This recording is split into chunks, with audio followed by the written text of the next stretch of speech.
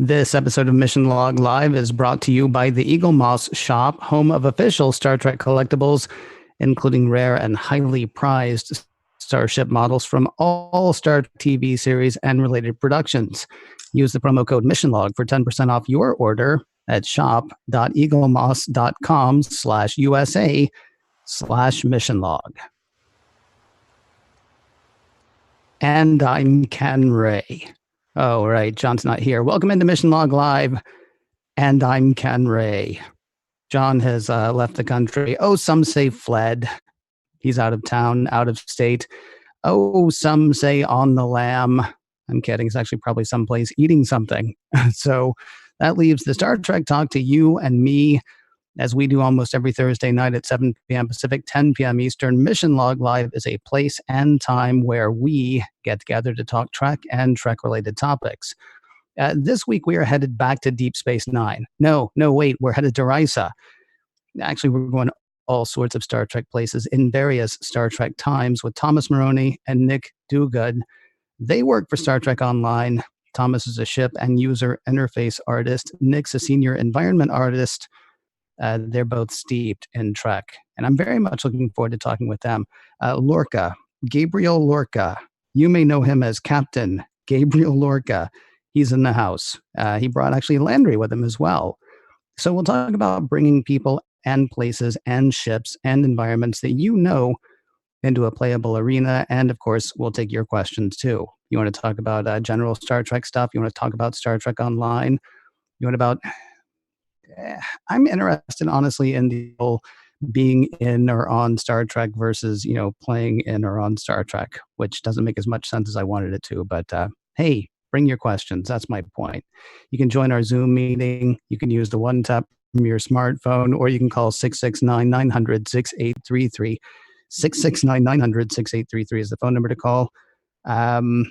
I would love to say hello to everybody who's hanging out in Facebook, but if you're watching live, you're seeing me struggle with my iPad. It's because I'm trying to get into the Facebook live video, and I can't. So can we just assume that there are people there, and I'll say hey to you, and, stop me in Vegas next time you're in Vegas and I'm in Vegas and say, dude, I was totally there. Why didn't you say hi? And I'll be like, well, you should have listened because I couldn't. We would like to thank you for checking us out here live on Facebook, or if you catch the video later at youtube.com/RoddenberryProd. Actually, I think that video might be live right now. So if there's anybody watching live YouTube, hey, how's it going? Wherever you're catching it, that's great. If you're catching the audio podcast later, that's fantastic too. And long and the short of it is, we are really happy to have you along with us. The one thing that I would ask, which I think is actually three things: hit like, hit share, and tell people about this show. And try to catch us live if you're catching us later, because we would love to have you join us for, calling in your questions and being around. Got the business that we normally tend to, both John and I, except John, did I mention, off eating or on the lam, whichever. Bit of continuing business. First of all, Scott Palm. Oh, happy birthday to Scott. That's right. Word on the street is it's Scott's birthday today. You've heard us talk about Scott for a while now and his work. Well, his good work, actually. Helping to stop bullying, helping to promote inclusion. Scott has developed the Heroic curriculum with two goals: teaching children with serious physical disabilities resilience, healthy identity, breaking barriers, and other crucial mental health and life skills. And he's also teaching the peers of those kids, inclusion, ending marginalization, and just how to be an ally. It's fantastic work that Scott's doing, and it's not the easiest work because Scott has cerebral palsy, which is why the Roddenberry Foundation is joining with you to help Scott continue his work. So what you do is you go to our Facebook page, facebook.com/missionlogpod. You'll see a link to the fundraiser there. You kick in a few quatloos, and the Roddenberry Foundation will match it. I'm not saying to do it because, he's doing good work. I'm not saying to do it because it's his birthday. I'm saying to do it because it's good work and it's his birthday, which, may sound like putting a lot on you. Actually, the best reason to do it is because he's out there doing good work, and the Roddenberry Foundation will match it. Now, here's the thing. If you can't give anything, that's fine. There's one thing you can give. There's one thing you can do. just like I said with our show, share the link to the fundraiser and tell people about it, because what Scott's doing is good, and any little bit that you can do, and even if you think just hitting, repost or just, sharing to your page, if you think that's literally the littlest bit you can do, that little bit could make a difference. So if you do that, that'd be fantastic. Next thing on the agenda, Mission Log is coming back. Oh yeah, fire up the tubes. The Mission Log feed is churning once again. Day after tomorrow, Thursday, May 23rd, we're having a roundtable with Roddenberry.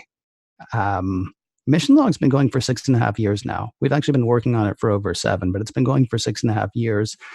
And at the end of this break that we took from the regular show, Rod had a bunch of questions and a bunch of stuff he wanted to throw out there. So settle in for a long conversation. He's actually leading that conversation. So it's me, it's John, it's Rod. And there's also a bit there with Allison Pitt, which I'll tell you more about that in just a moment. Next Thursday, May 30th, that's when we head back to Deep Space Nine. We're going into season 3 with The Search Part 1 and The Search Part 2, which I like to call The Searches. Now, I said that we're going to be talking with Allison Pitt on this week's supplemental. You may know her as Kenna from Priority One. She has started a daily Star Trek news show called, funny enough, Daily Star Trek News, which is now a part of the Roddenberry Podcast Network. Last week, I told you about the website, but now the show is actually up in all the usual podcast places. So it's available wherever you get your Google podcasts. It's available in Apple Podcasts. So you can just go to iTunes and search for Daily Star Trek News. And there you will find your daily Star Trek news. It's about 10 minutes long. It's daily and it's Star Trek. So really, what's not to love? Daily Star Trek news. Please do tell your friends. A couple more things before we get to our guests. We are still doing stuff in Sansar. It's going to be a few weeks, but June 13th, Thursday, June 13th, 7 p.m. Pacific, 10 p.m. Eastern, Larry Nemechek is going to be headed over to the Roddenberry Theater in Sansar. He's going to be talking about stellar cartography. And then, you're not going to believe this, we think we're showing the White Room on the 20th. This was the thing that I think back in February, we started saying, yeah, probably in a couple of weeks we'll have something. Probably in a couple of weeks we'll have something. June 20th, the White Room, for people who don't know, is a 360-degree video or a 360-degree film. It was shot that way a long time ago, back when virtual reality was a distant memory or a thing that was coming up in the future, but not something that was really happening. It was really, the White Room, if memory serves, was shot to be viewed either on a tablet or a smartphone. And you could sort of hold up the tablet or smartphone, and then, as you moved around, your view of what was going on would change. Now VR is more of a thing. And so you can actually just sort of sit in the middle of the room, the virtual room, and watch this movie. And, you turn your head and you're looking behind you and there's stuff going on all around. So kind of excited to see how that's going to go. Fingers crossed, that should be Thursday, the 20th of June. Again, 7 p.m., 10 p.m. Pacific. We've got, golly, we're going to be at Comic-Con in San Diego. We're going to be at STLV, of course, in Las Vegas. That's what the LV stands for. So just tons of stuff coming up. And of course, the best way to keep up with all of it is either at our Facebook page, facebook.com/missionlogpod, or right here on Mission Log Live. It's kind of funny. We got a lot of email from people who thought that we had just disappeared. But we've been here every week. So yeah, anyway, we're here, and either of those are a good way to keep up with us. Got a poll question. Last week, the poll was, which series should get the feature documentary treatment? Because, of course, we had just seen What We Left Behind last week. Which series should get the feature documentary treatment? Voyager or Enterprise were the two choices. Voyager or Enterprise. Voyager representing. 67% say Voyager should get the full doc treatment. Enterprise, 33%. This week's question actually is tied in a bit to our guests. Which would you rather be? On Star Trek or in Star Trek? So I guess the question I'm asking is, you can be, captain of whatever series, you get your summers off, you get to be in movies, you get to do other stuff. probably you can afford your own house being the captain of something on a Star Trek show, right? Would you want to be a star on a Star Trek show or in a Star Trek movie? Or would you rather live in the 23rd, 24th century, live in the TOS, TNG era, somewhere along there? Right now, everybody wants to be far, far, far away from here in time. 87% say they want to be in Star Trek. 13% say they want to be on Star Trek. I'm not sure what my answer would be, and I'm not sure what our guests' answers would be either, but I think I will ask them. Time now to bring them in. From Star Trek Online, Thomas Marrone and Nick Duguid. Nick, of course, works on environments for Star Trek Online. Thomas works on ships and UI. Guys, thank you both very much for joining us here this evening. Thanks for having us. Yeah, we're really excited to be here and talk about Star Trek. My answer is definitely in Star Trek, by the way. I don't think it's a contest. I mean, replicators, holodecks, like that's okay. See, here's the question though, because I'm a huge fan of the idea of the post-scarcity economy. I'm a huge idea of and believer in the kind of utopian whatever that sort of Roddenberry sort of pushed into TOS and TNG. That said, I'd like a house in the hills. I mean, I'm not 100. Go ahead. Hold on. You didn't specify where in Star Trek. I could be part of the Klingon Empire. I could be mining dilithium someplace. I could be on Nimbus 3. There's all sorts of terrible things that could happen in Star Trek, or places to be in Star Trek. I assume if I'm giving you the choice, then you have the choice, right? If I'm saying, do you want to be on it? No. I know how genies work. I understand. I know. This is where you flip it on me, and then back in the butt. I'll be in Star Trek if I can be a member of the Q Continuum. Mm-hmm.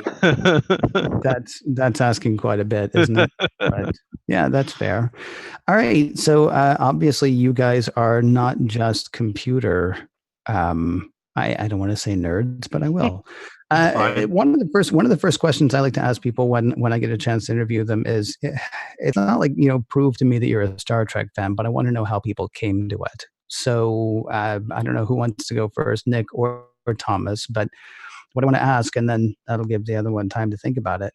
How did your fandom come to pass? I mean, were you like a Star Trek fan who got into Star Trek jobs, or did you get a job that turned you on to Star Trek? I'll go first because I had to answer this question earlier today. I've always been a Star Trek fan. I grew up. My mom watched Star Trek, in the '60s, and then when I was growing up, she would show it to me, and we'd watch TNG together. And it was just a big part of my life and a big part of my family as a kid. And one of the first Halloween costumes I can remember is my mom made me, handmade me a TNG uniform. And as I aged, I started to learn more and more about what Star Trek was really about. It wasn't just about spaceships and adventures. It was about the humanist aspect of becoming, listening to the better angels of our nature, and that really identified with me and the person I wanted to be and the world I wanted to live in. So I was definitely a Star Trek fan before I came to work at Cryptic. I came to work at Cryptic because I wanted to work on Star Trek Online, and thankfully that that whole roundabout experience bore out, and here I am. I'm curious, really quickly, before we get to your answer, Nick. The interesting thing to me about what you say is, well, forgive me, I've played a little bit of Star Trek Online, but I haven't played through a lot of the adventures. Does that humanist sort of ideal, does that utopian ideal sort of get to carry through to the game? Or is there is it sort of like the way sort of Star Trek is turning into, there are shows that are for people who are all about the utopian part of it. There are shows that are for people who are all about the, the spaceship part of it. I mean, do you go into Star Trek Online and sort of find your level on that? Or is the story, and then you can go play when the story's done? That's a good question, and it's a complicated answer because Star Trek Online is a massively multiplayer role-playing game, and typically the gameplay for those types of games is very focused around combat, right? Shooting things on ground and in space. The way that we handle it and the way that we try to tell Star Trek stories is either you're fighting something where negotiations just aren't an option, like the Borg, for example, or you start out being hostile with someone, but then you sort of learn what their true motivations are, and you figure out a way to end those hostilities. So that's usually, without getting too detailed, that's usually how our story arcs go. Is you meet someone and they're hostile towards you, and so you fight them, you defend yourself, and then as you learn more about the situation, you understand what their goals are, and you find a way to come to an understanding through that and negotiate a peace with them. So that's sort of how we balance the need to really have combat-driven gameplay with the Star Trek ethos of understanding and empathy and all that. So it's not perfect, but it's a given what we have to work with, I think it's a pretty good formula. 669-900-6833 is the phone number to call, by the way. 669-900-6833, or you can use the one tap from your smartphone, or you can go to our Facebook page, and there should be a link there, and that'll get you straight through to me, to Nick, and to Thomas. You got to talk to Earl first, but honestly, talking to Earl's a lot of fun. So I say, I mean, it's a bargain at twice the price, for crying out loud. Nick, talk to me about your Star Trek fandom. I have not been a Star Trek fan forever, but I have been a Star Trek fan for a long time. I started in the 80s with my dad watching the original series on reruns, on TV. And I just thought that was the stupidest thing in the world. They're just running around and there's all these colored backgrounds and they look like they're hitting each other, but they're not. And it's like fake fighting. And I don't know, it just looked very old fashioned and weird to me. And I didn't like it as a 5-6-year-old, whatever I was. And then TNG came around and my dad started watching that because he was a fan of the old one. And that got me hooked, and then it lost him. So we never actually really watched Star Trek together all that much. But TNG was definitely my hook. And, I've been watching since. I think DS9 is probably the first thing that I was able to watch from start to finish, or, from the very beginning. Because I think I came in partway through with probably second season with TNG. Were you, you say that TNG is the one that caught you where TOS didn't. Is it just the whole, that's old, this is new? I mean, what was it about TNG? It was probably slightly, older, new, and it was probably, I think more, it was the tone of things. It was more serious. People on screen were taking things more seriously, and it felt more dire or something rather than comic. Mm-hmm. Yeah, I got to say, for me, it was honestly the biggest thing was, I think I've probably said this before, nobody knew more about TNG than I did. And that's not to say that because I was some expert, it's because it didn't exist. Yeah. It hadn't happened before. And so, I was there I meant to be there from the first week, but because it was syndicated, I didn't know where or when it was on. And then friends of mine were talking about it Monday in school. And so they told me where and when it was on. After that, I don't think I missed an episode. Well, and I watched every series since. I mean, I've been on the bandwagon ever since, and I grew to love TOS eventually. I went back and rewatched it and fell in love with the comic goofiness that it has. Right. I think it's great for what it is, but at the time, like I said, a 5 or 6-year-old, it just didn't resonate with me quite right, I guess. Now, are you like Thomas? You sought out a job at Cryptic because you were a Star Trek fan? No, Star Trek fell in my lap. I have worked at Cryptic since 2005, and we didn't get the license until 2008 or something. And so I was working there on City of Heroes, and hey, all of a sudden we got the Star Trek license, and I actually didn't work on it until 2012. So I was working on other games. You should tell them the Warp Core Breach story. That's a great story. Yeah. So when we got the license, there's this whole kind of backstory about how we got the license from Perpetual, which was the company that had it originally and kind of sat on it for a while. And CBS was kind of shopping around to find somebody else that could do it, and we got the license, kind of at a bargain. from CBS because it had been mishandled up to that point. And when we got the license, they took the whole company to Vegas. And this was not for a convention or anything, but it was, just in celebration. And it happened to be like the week or maybe the month that the Star Trek experience was closing. So we got there, just before it closed. We got to see the whole thing. We got to ride the rides. I mean, everything was kind of shabby and disrepair and all that, given where it was. But we had a big party at Quark's Bar there at the experience. And they said, the management of Cryptic said, okay, open bar. And everybody started drinking.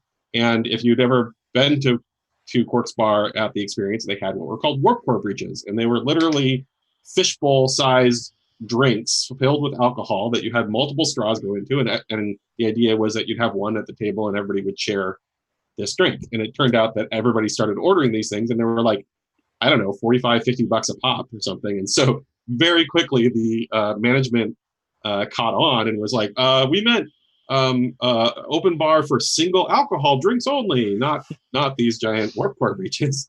But you give a problem like that to a bunch of game designers, and they're going to figure out a way around it. And it turns out that, okay, well, we've got all these empty bowls, and we can only order single alcohol drinks, so we'll just order all of the ingredients and pour them into the bowl again, and magically have more warp core breaches. Nice. Those are. I never had one of those at Quark's, but a couple of years ago, I ended up in at the captain's party, at the captain's dinner or whatever, at STLV, and somebody was kind enough to bring us what they said was a warp core breach. I don't know if it was or not, but I do know that by the end of it, I was feeling nary a none whatsoever. They had similar drinks at STLV a couple years ago. Yeah, regular bar too. Yeah. Oddly enough, you can find a drink or two in Vegas. 669-900-6833 is the phone number to call. 669-900-6833, or you can use the one tap from your smartphone, or you can go to our Facebook page. See, that's fun because then you can be on live, just like Benjamin, because Benjamin is standing by, Benjamin is here right now. Hey, Benjamin. Hey, how's it going, Ken? Doing all right, man. How are you this week? I'm as long as I don't pay attention to the outside world, everything's great. Yeah, I hear you. What's the one in the middle? I see Pinbot. What's the one in the middle? It's Diner, and then beyond that is Roller Games, which was based on a TV show which lasted for 6 weeks. Yeah. And then F-14 Tomcat, which would have been Top Gun, but they couldn't get the license. I know where Thomas would be on of those four, and I think would be. What's on your mind tonight, sir?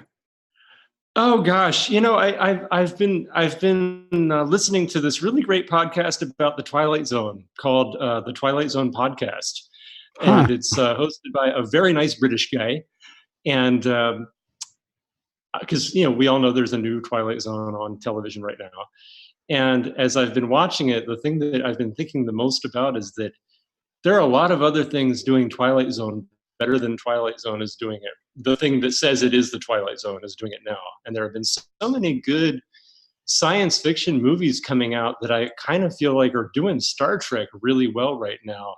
So I'm kind of curious to know what other people are wanting or expecting from future Star Trek shows. Because, I mean, we all love Patrick Stewart. We all want to see Patrick Stewart be Captain Picard again. But what are they going to bring to the table that's going to seem meaningful and good and of value rather than just, hey, look, everybody, it's the guy we like? I'm sort of struggling with this because I really want to look forward to Star Trek. And I'm starting to feel like, wow, films like Arrival really did big Star Trek ideas beautifully. And Ex Machina did big Star Trek ideas beautifully. And Blade Runner 2049, which I thought I was going to hate, was a really much better examination of AI than like the Discovery Terminator AI that we got. So I'm kind of curious to hear what people like. I'm almost wondering, are we running up against the limits of what Star Trek can offer in terms of something new? Are we going to keep going back to like, well, we really like characters that we get along with, and we really like to feel good about our morality and have and be patted on the back for being on the right side of things. You're saying Denis Villeneuve is doing Star Trek, I maybe, yeah. I say bring that guy on. That'd be great. He would be great.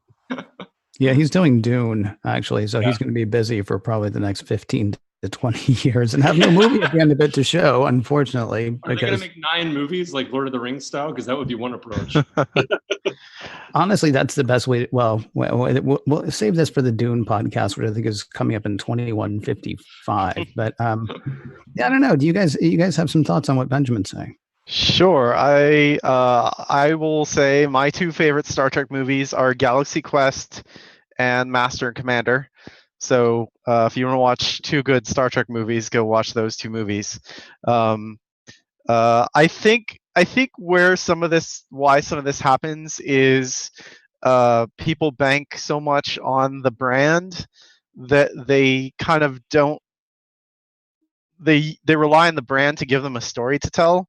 And so when you lean too much into the existing mythology, you sort of like lose sight on like, oh, I want this story to be about saving the whales or whatever, right? And I think that's part of the baggage that Star Trek has now as this big, billion-dollar license or whatever. And I hope everything we've heard about Picard sounds like Patrick Stewart's interested because there's a story there that he wants to tell about Picard and the evolution of the man and the world he's living in. So, we'll see. I don't really know much about it, as much as anybody else, but I think if they get somebody who has a good idea and they're willing to let them express that idea using Star Trek as a framework, that's when you'll get great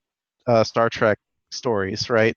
If it's just sort of we want to leverage the license, then you're going to get kind of a paint by numbers TV show or a paint by numbers blockbuster. So that's sort of my take on it. Yeah, I'll be honest. There have been things that people have said, and I know nothing about anything that's, coming, obviously, except for what everybody has heard every place else. So there's going to be a Lower Deck show. Okay. We know there's going to be a season 3 of Discovery. Apparently they're going to be 1,000 years in the future, but who knows what kind of switcheroo they could pull between now and, when that actually happened.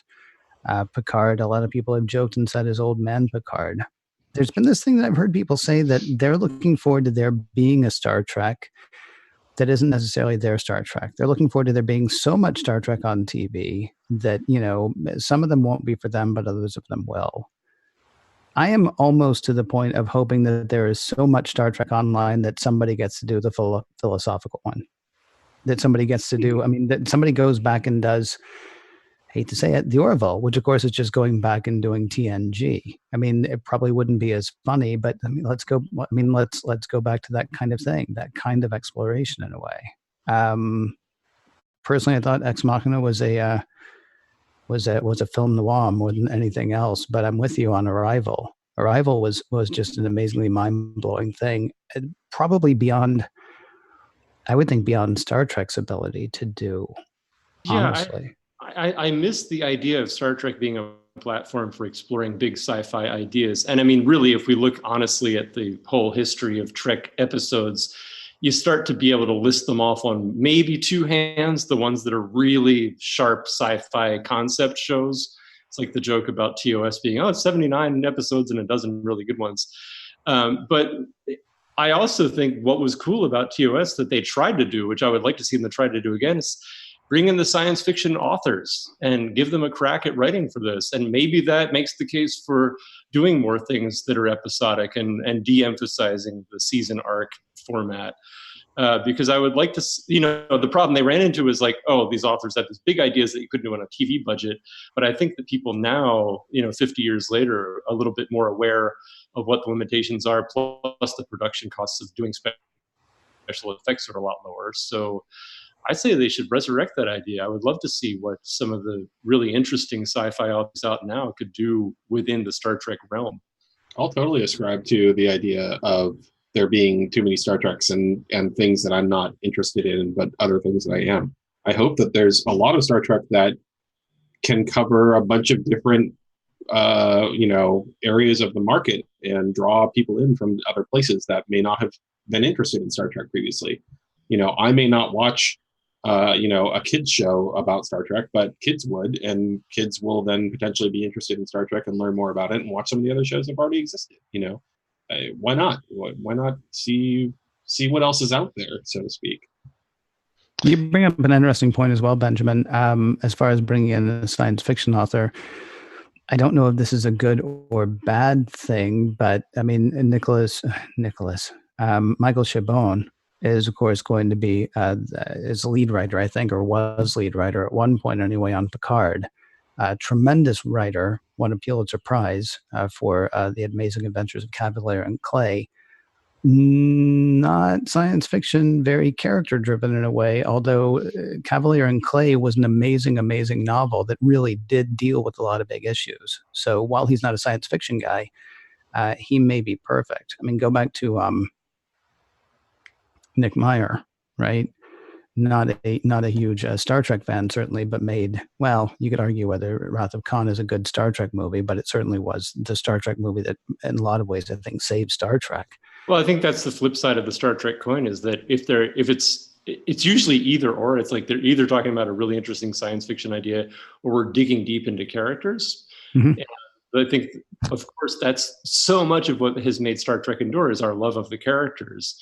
Right. And so if somebody like Chabon is there saying, I'm going to write a really deep dive into these people and make you care about them, I think that's certainly valid.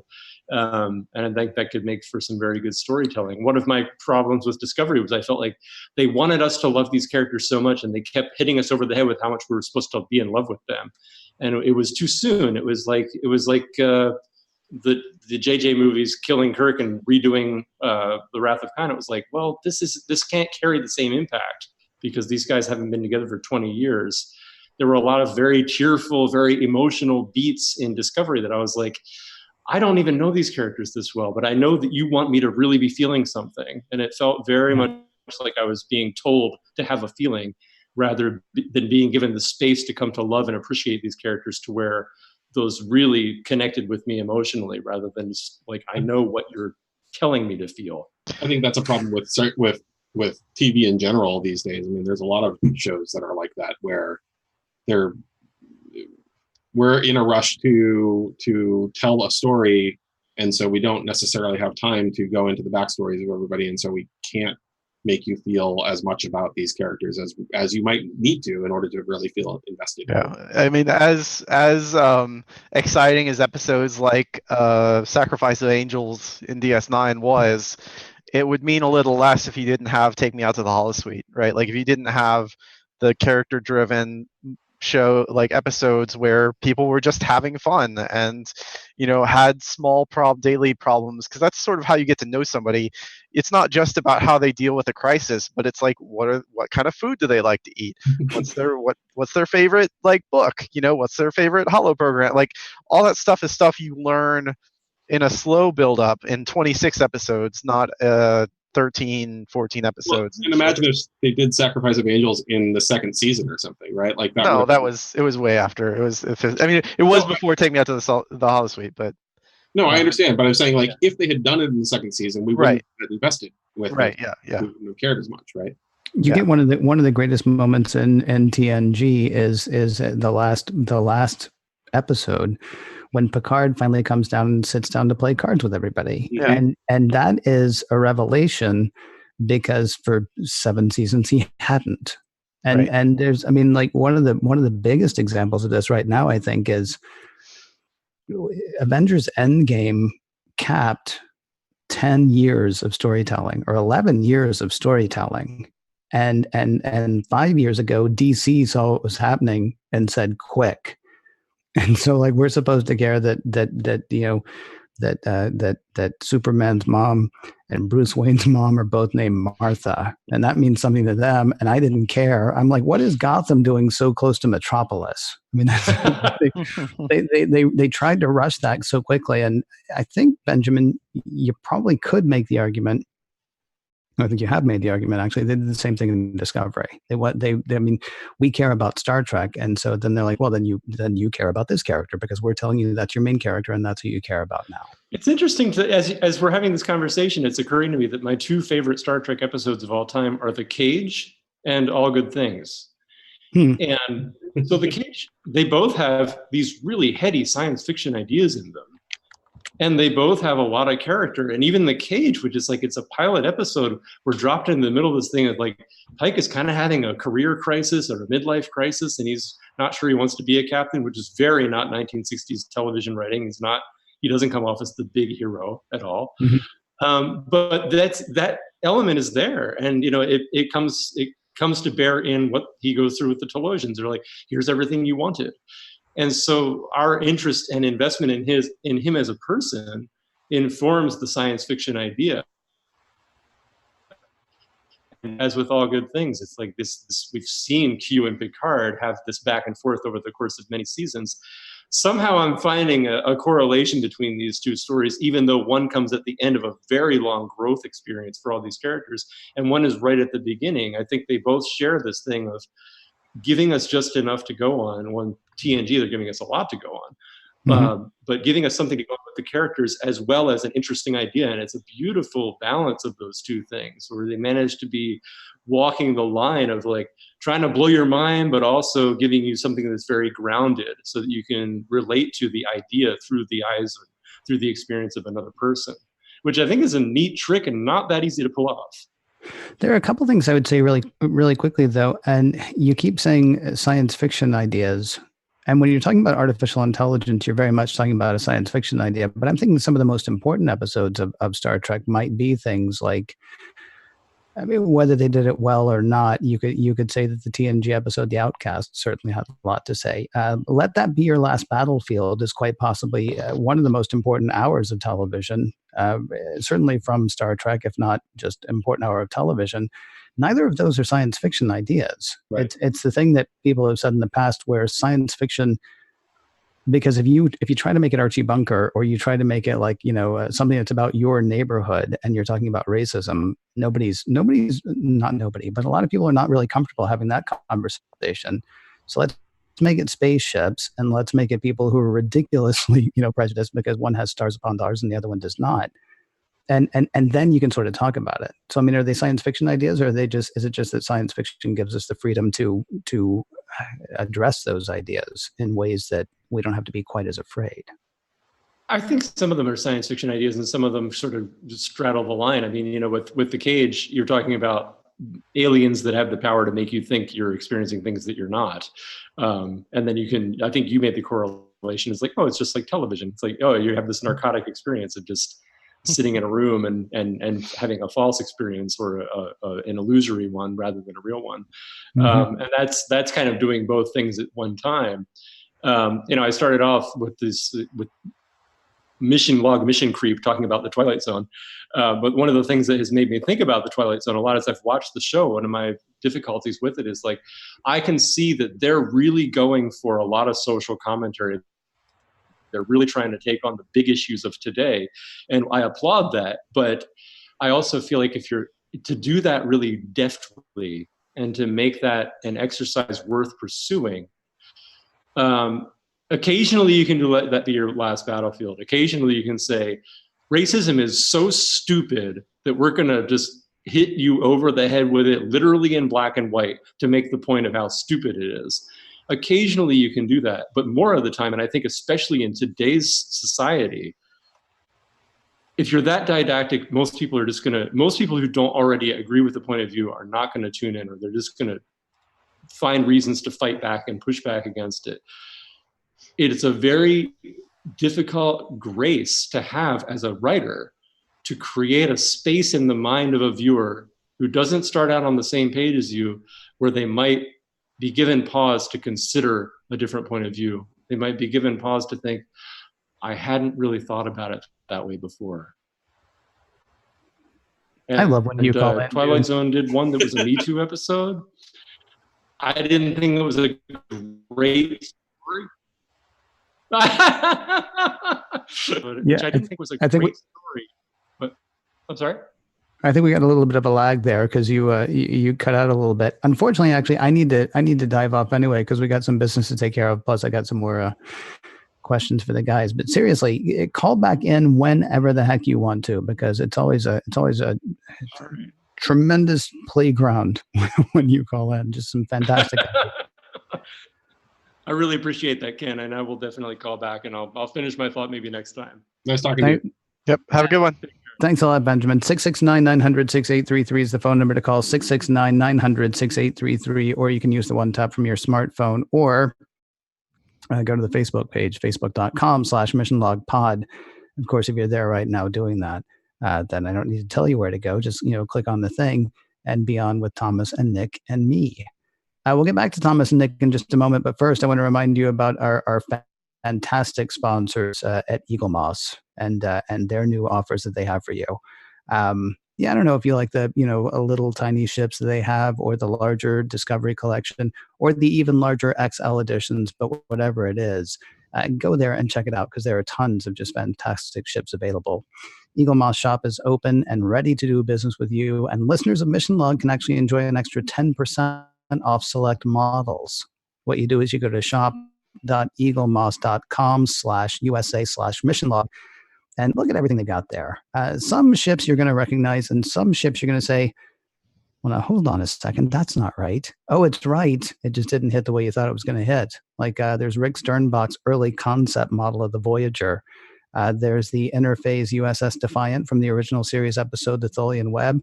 That one glows in the dark, by the way.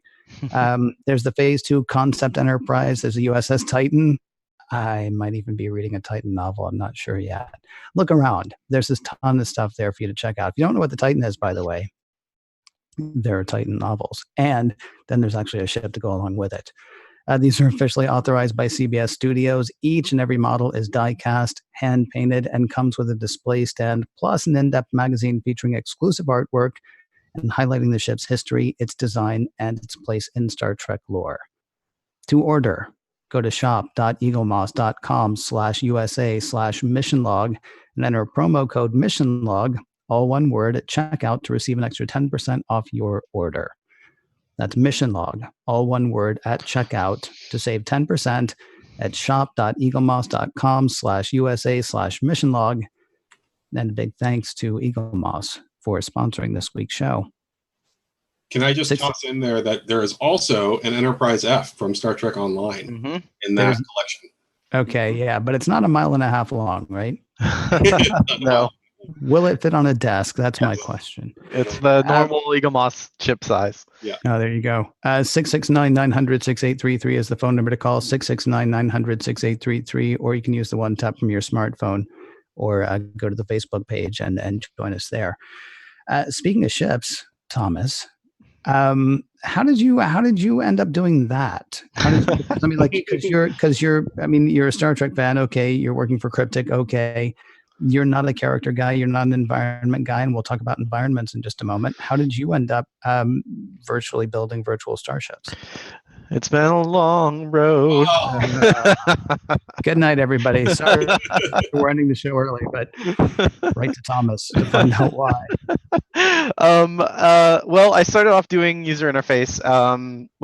Technically, I got hired at Cryptic to work on marketing websites, and then did 6 months of that, then moved over to the STO team proper to work on user interfaces. Did that for about 4 years and wanted to change. And so I decided that I've always loved the ships in Star Trek. My favorite character is the Enterprise. I had strong opinions. I'd always stand over the shoulder of the ship artist in the game and make suggestions or critiques or whatever. That was my passion. That's one of the things I really loved about Star Trek. I always loved machines. Growing up, I loved trains. I loved fighter jets. The ships are the things that really, I just really resonated with me in Star Trek for some reason. And the Star Trek ship designs themselves have so much personality compared to a lot of other, most other sci-fi ships are some kind of rectangle or triangle if you're lucky. So the ships in Star Trek really have a personality, and I always thought they were brilliant. So I learned how to do 3D art and asked if I could be on the ship team, and they gave me a grace period where I was still learning, but I had done a lot of good work on UI, and so they were willing to let me kind of switch over to do ships, and I've been doing that ever since. Now I'm currently the lead ship artist, which really means I do a lot of management stuff and outsourcing intake and stuff like that. I don't really make ships anymore as much as I used to.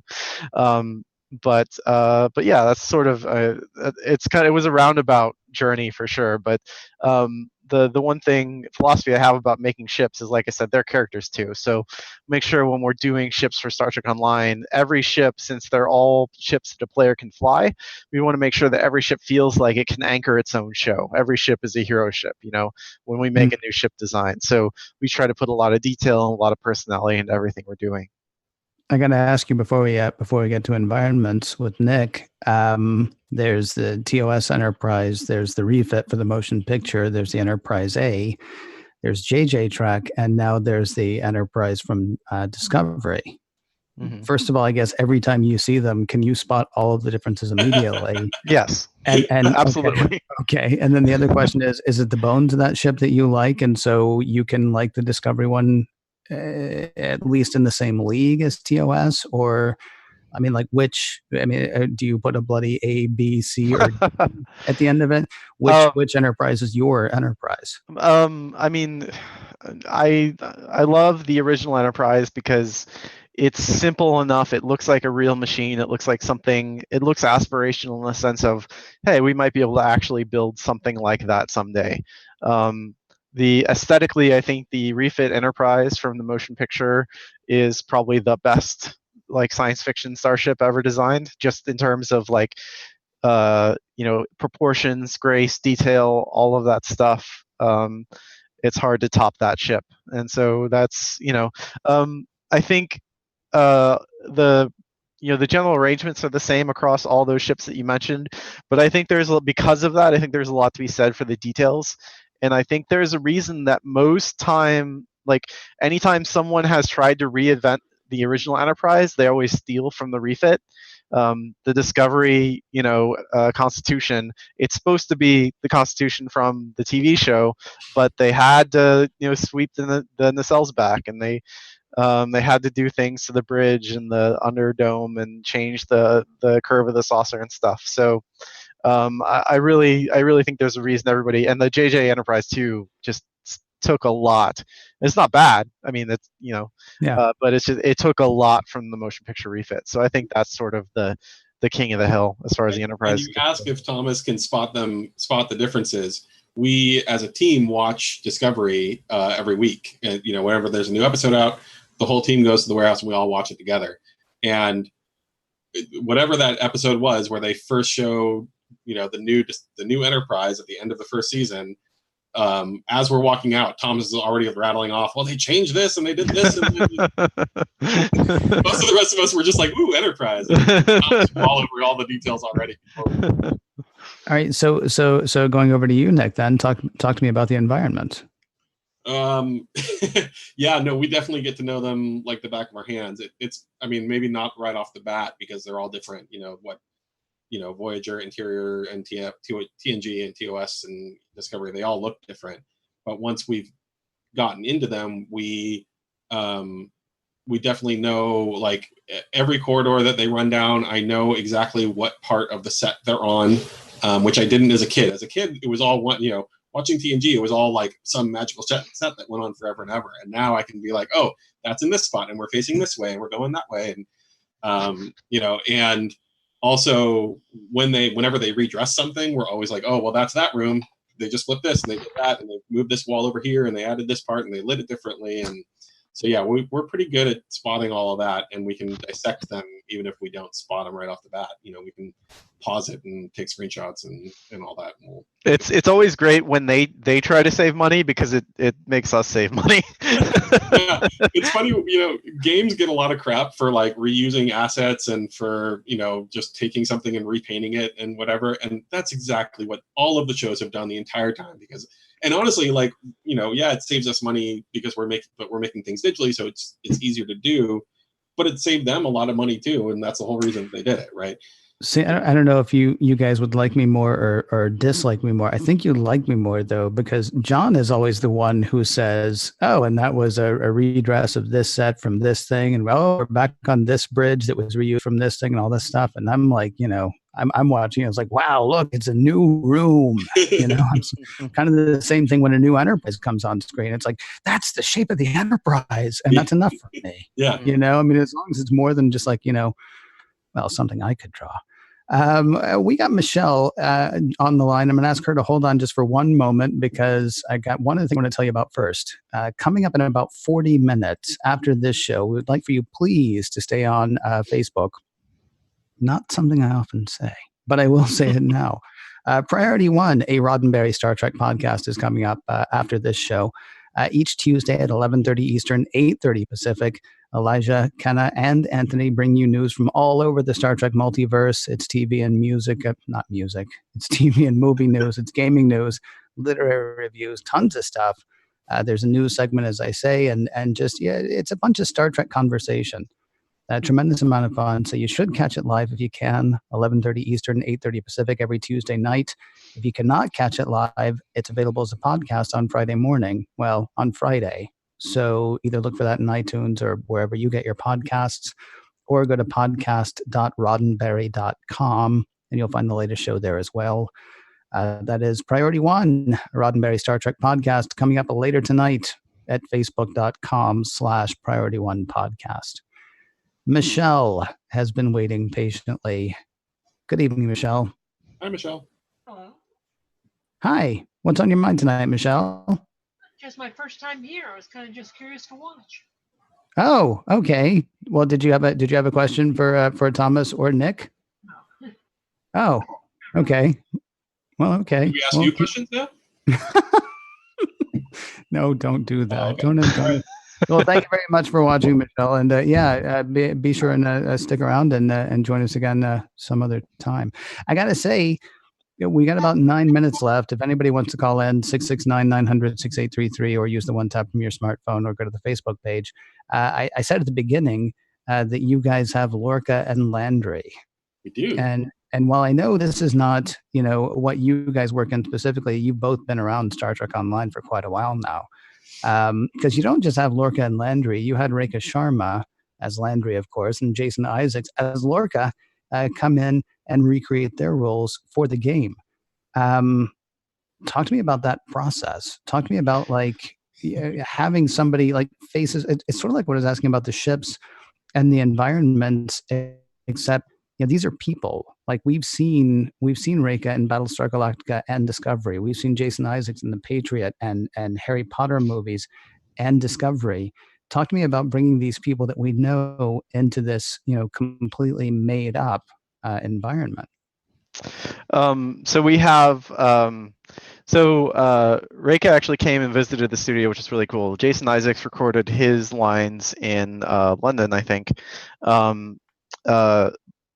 in any case, we sorry, there's a running gag in the Star Trek Online community about ZBrush, because we used to publish dev blogs about the process of bringing actors to life in the game, and you always mention this tool called ZBrush, which is what our characters artists use to create these models. And essentially it's a digital sculpting tool which kind of behaves like clay, where you can add or remove or pinch things together. And so it's almost like creating a sculpture, but using digital media instead of something real. And so we have really talented character artists who recreated the likenesses of Rekha and Jason Isaacs. Ian Castaneda is our lead character artist, and then I forget his last name. Nick, do you know George? Is it? No, it's not Castillo. Is it? That might be right. But something like Castillo. Hold yeah, on. well, and so they both worked on these characters. I think George did Lorca, and then Ian worked on uh, Landry. And like everything in game development, it's just a lot of hard work. It's a lot of iteration. Likenesses are very, very challenging because there's always something that's like not quite right, and you just like drawing a person's face with a pencil. When you're sculpting in the digital media, you're scrutinizing. You're like, move her eyebrow up, move her eyebrow down. It can be challenging if you don't have great reference. Discovery is a pretty darkly lit show, so sometimes it's hard to rely on screen caps of the show to get a good reference to the actor. And then a lot of times the actors' headshots don't really look like how they made their makeup done on the show. So even headshots aren't super reliable way to get the likeness down, because you're not recreating Rekha Sharma, you're recreating Ellen Landry. Right. And so that's always a The challenge. makeup and hair and all that goes a long way to making a character, and that's always different than Ellen Landry looks different than Tori in Battlestar, and it is George Castillo is the one who does all the most of the head sculpting for us, and his work is fantastic. We got about 3 minutes left, and we do have a caller on the line. Matthew has a question. What's on your mind tonight, Matthew? So, there we go. Okay, so considering all factors, basically, what unique experiences does the STO storytelling medium bring to Star Trek which aren't available elsewhere? So in short, how is the game special in the sort of the pantheon of Star Trek? Oh man. we get to go into depth in places of Star Trek that you've wondered about. So all of the little loose ends that they've left all over Star Trek, there's all these episodes where they get done with something and they're done with this mission, but there's all these like questions that kind of follow along with that. We get to pick up all those loose ends and continue on in those stories. And we're not canon, but you get to find out what happened to that character, or what happened to this thing, or where did that go, or yeah, remember when there's a dead Harry Kim floating through space in the Delta Quadrant? spoilers. We tell you what happened to his body, and we'll tie that into the Kobali episode of Voyager, and we'll tie that into the Vadwar episode of Voyager, and we'll tie that into the Iconians in TNG, and then we'll tie that into the Krenim and the Temporal Cold War, and the Nakul from Enterprise.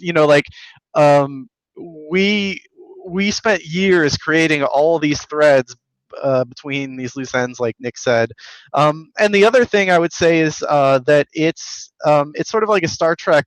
How Star Wars has the Galaxy's Edge. Star Trek Online is like a Star Trek theme park where you can go to the Delta Quadrant and meet all the Delta Quadrant races that you met in Voyager, or go to DS9 in the Gamma Quadrant and talk to Quark and talk to Odo and Kira. Like it's a Star Trek theme park. And it's a role-playing game, so you get to make your character in the Star Trek universe. So it's not even like just kind of going around and looking at these things. You get to pretend that you are this captain that you get to make, you get to control, you get to design, look what they look like, figure out what ship they want to fly, pick your bridge crew, determine what weapon sets you use and all that. Like all of that is up to you to figure out who your character is in the Star Trek universe. And then would you guys say that is it in the game, or is it outside of the game, or is it a combination of the two? It's sort of the whole fleet idea that's born, because I know that like Priority 1 has an armada. Mm-hmm. And I mean, that's an interesting level. I mean, most video games that I play are me. Yeah. Okay. So, I mean, it's an interesting sort of a community aspect to it, because most video games that I play are very much, it's me against whatever's on the screen. Mm-hmm. It's not me and, some guy in Ireland and some guy in Indiana and some guy in some other place that starts with I, working together on something. Yeah, fleets are definitely a group. It's a mechanic similar to other MMOs, usually called guilds, where players can communicate with each other, socialize, join content, play content together. That's definitely an in-game thing. A lot of fleets do have an out-of-game website or forums or something that they'll communicate in as well, or Discord server or whatever, because it's 2019. But like, yeah, no, it's an MMO, and that's one of its strengths, is being able to talk to and meet other Star Trek fans and play through the Star Trek universe with them. But if you want to play it by yourself and just experience the missions, it's very friendly to that sort of gameplay. Matthew, thank you very much for calling in. I'm unfortunately, we are just like right up against the top of the hour, so we're gonna have to say goodbye. But before we do, Nick, let people know where to find you. Thomas, let people know where to find you, and then one of you guys let people know where to find out more about Stowe. Well, I'm Tumorboy, or at Tumorboy on Twitter, and various other establishments. You can find Star Trek Online at Trek Online Game on Twitter, or StarTrekOnline.com. Yeah, and I'm Thomas. I'm Thomas with the Cat is my personal Twitter account, and then my SDO only Twitter account is Cryptic _TTC. Excuse me, there's a cat here. And yeah, I have an art station with some of my ships on it. If you want to see my ships, that's just you go to ArtStation and search for Thomas Marrone, and it's on there. Guys, thank you both very much for being on. We actually didn't get to a bunch of the stuff that I was hoping to get to, so I'm hoping we can get you guys back at some point, because I had other questions. Yeah, it would be great to come back and talk more about STO for sure. Thanks for having us. Thanks a lot, guys. I want to remind everybody, Mission Log Live is produced by Roddenberry Entertainment, executive producer Rod Roddenberry, technical production on Mission Log Live by the incredible Earl Green.